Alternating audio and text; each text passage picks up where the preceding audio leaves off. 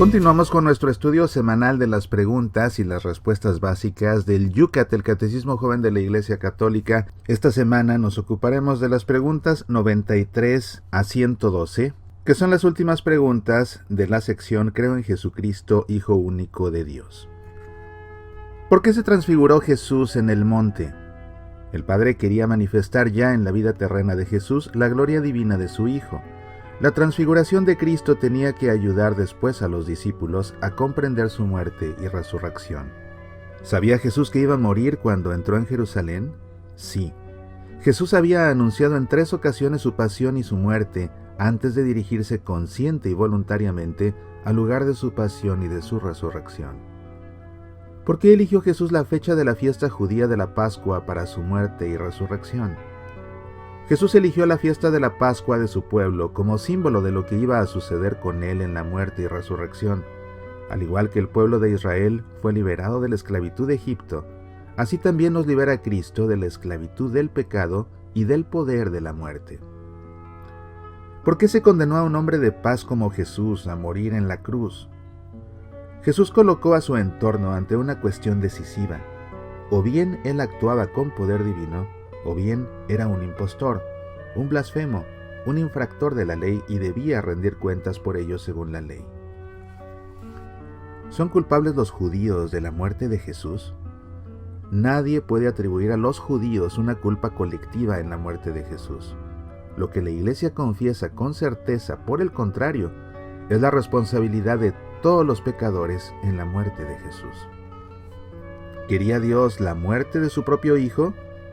No se llegó a la muerte violenta de Jesús por desgraciadas circunstancias externas. Jesús fue entregado conforme al plan que Dios tenía establecido y previsto.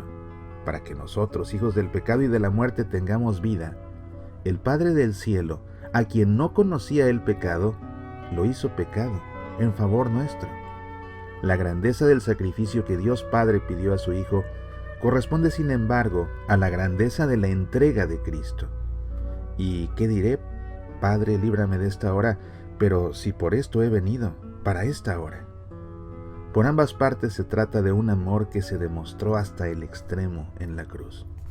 ¿Qué sucedió en la última cena? Jesús lavó los pies a los discípulos la víspera de su muerte, instituyó la Eucaristía e inauguró el sacerdocio de la nueva alianza. ¿Tuvo Jesús miedo ante la muerte en el huerto de los Olivos la noche antes de morir?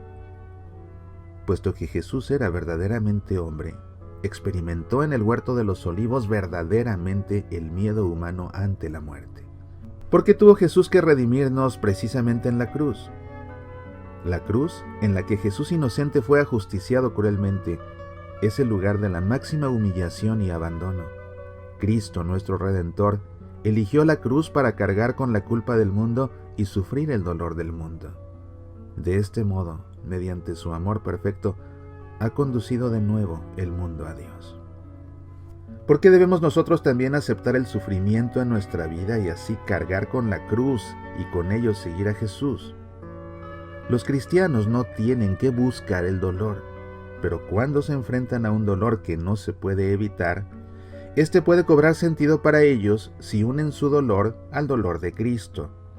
Cristo padeció por vosotros, dejándoos un ejemplo para que sigáis sus huellas, dice Pedro en su primera epístola.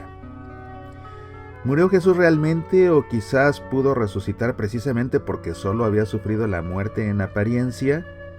Jesús murió realmente en la cruz. Su cuerpo fue enterrado. Esto lo atestiguan todas las fuentes. ¿Se puede ser cristiano sin creer en la resurrección de Cristo? No. Si Cristo no ha resucitado, vana es nuestra predicación y vana también nuestra fe, decía Pablo en su primera carta a los Corintios. ¿Cómo llegaron a creer los discípulos que Jesús había resucitado? Llegaron a creer en la resurrección de Jesús porque lo vieron de formas diferentes después de su muerte. Hablaron con él y experimentaron que estaba vivo. ¿Hay pruebas de la resurrección de Jesús?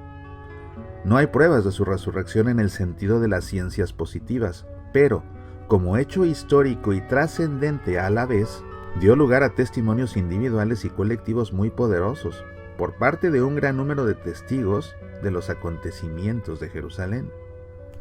¿Volvió Jesús por la resurrección al estado corporal que tenía durante su vida terrena? El Señor resucitado se dejó tocar por sus discípulos, comió con ellos y les enseñó las heridas de la pasión. Sin embargo, su cuerpo ya no pertenece únicamente a la tierra, sino al ámbito divino del Padre. ¿Qué ha cambiado en el mundo con la resurrección? Puesto que ya no todo termina con la muerte, la alegría y la esperanza han entrado en el mundo. Después de que la muerte ya no tiene dominio sobre Jesús, no tiene ya tampoco poder sobre nosotros que pertenecemos a Jesús. ¿Qué quiere decir que Jesús ha ascendido a los cielos? Con Jesús uno de nosotros ha llegado junto a Dios y está allí para siempre. En su Hijo Dios está humanamente cercano a todos los hombres.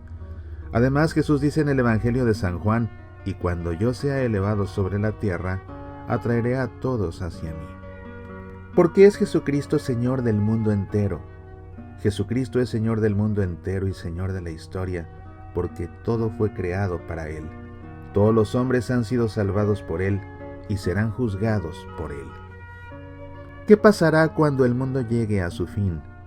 Cuando el mundo llegue a su fin, vendrá Cristo, visible para todos. Y cuando Cristo nos juzgue a nosotros y a todo el mundo, a quien no quiere saber nada del amor, no le puede ayudar a Cristo, se juzga a sí mismo. Hasta aquí nuestra emisión de esta semana. Si quieres profundizar en estos temas, por favor revisa tu YouCat para que veas no solamente estas respuestas breves que te he leído, sino también la explicación que ofrece este catecismo, y además puedes desde ahí referirte al Catecismo de la Iglesia Católica para profundizar todavía más en la enseñanza de la Iglesia. Soy Mauricio Pérez, estas son Semillas para la Vida.